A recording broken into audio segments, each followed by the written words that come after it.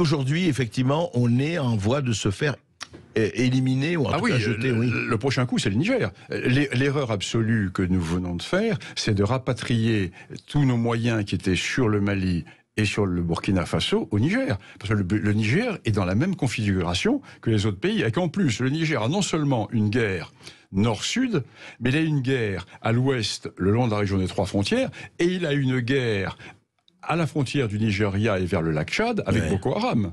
Donc, sans parler du front potentiel tout bout au nord. Donc le Niger a 4 fronts, et nous mettons nos dispositifs militaires au milieu de ce chaudron. C'est sport. C'est sport. C'est un manque d'analyse. Mais c'est quoi? C'est un manque de réflexion, d'analyse c'est le problème des civils qui font la politique militaire de la France. Les militaires sont parfaitement conscients de tout ça. Ils le savent, mais seulement les militaires sont aux ordres. Ils obéissent aux ordres qui sont donnés.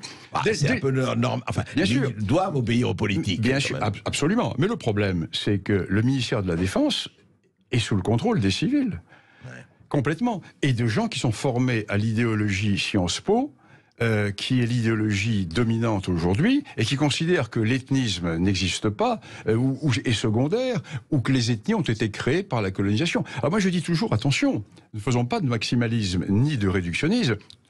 L'ethnie n'explique pas tout, mais rien ne s'explique sans l'ethnie. Pas la même chose.